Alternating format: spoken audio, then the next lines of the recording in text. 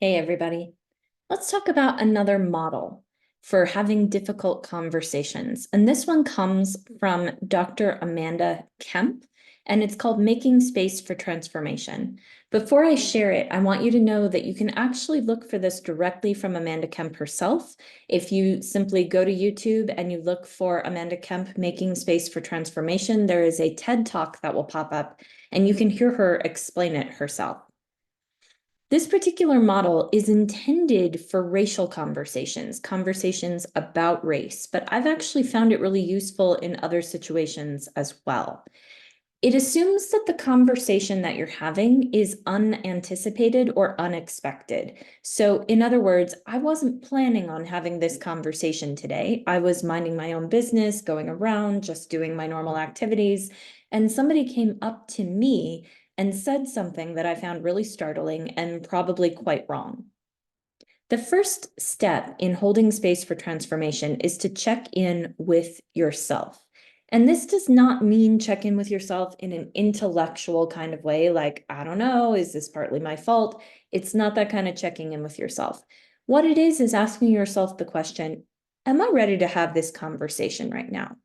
Because sometimes we are not. Sometimes we are hungry, or we are tired, or we are cranky, or we are whatever else.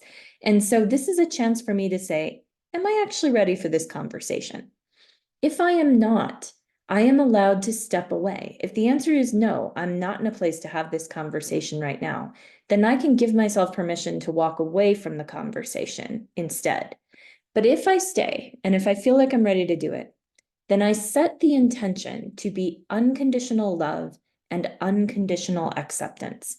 I am going to love and accept this person who's right in front of me, no matter what they say and no matter what they feel. And then I'm just going to listen. I'm going to listen to exactly what it is that this person is saying to me. And after I have listened and I have really fully, deeply committed to understanding what they're trying to say, and I've heard it all, then I can ask the question, would you like to hear what it's like for me? Would you like to hear what it's like for me? I'm going to stop this share and talk a little bit. Strengths of this model, because there are some real strengths to this. One of the things that feels really important is that it works for situations that happen unexpectedly. Some of the other models for conversation require me to plan ahead, and this does not. It's for the thing that springs out when I'm not expecting it to. It also acknowledges that we are not always able to have good conversations. There are times when I am just not in the place to do this, and it's okay for me to step away from the conversation at that point. And then it gives me a pathway of really deep listening and understanding. Listening to other people, just a really deep listening, can, in some circumstances, transform over time. So it's committing to that kind of transformative relationship, at least temporarily, for as long as this conversation lasts. And then the other thing that's really cool is the final question. Would you like to hear what it's like for me? I love that question because the person's either going to give you yes or no. And if they say yes, then they have committed to listening to what you're about to say. They have themselves set the intention that they are ready to listen to you speak.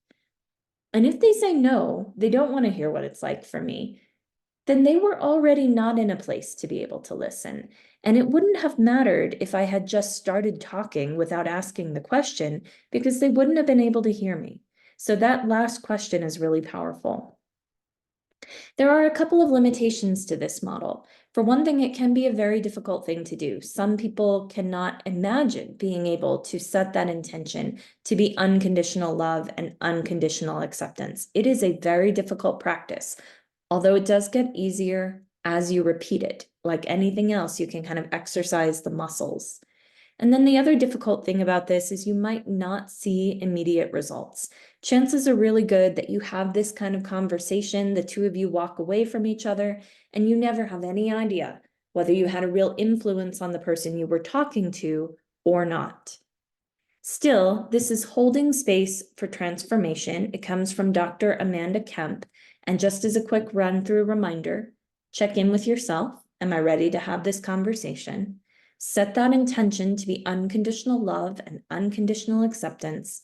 listen, and then ask, would you like to hear what it's like for me? Next time we talk, we'll do another one of these models, and the model will be Braver Angels, 4 Horsemen of Polarization. That's next time.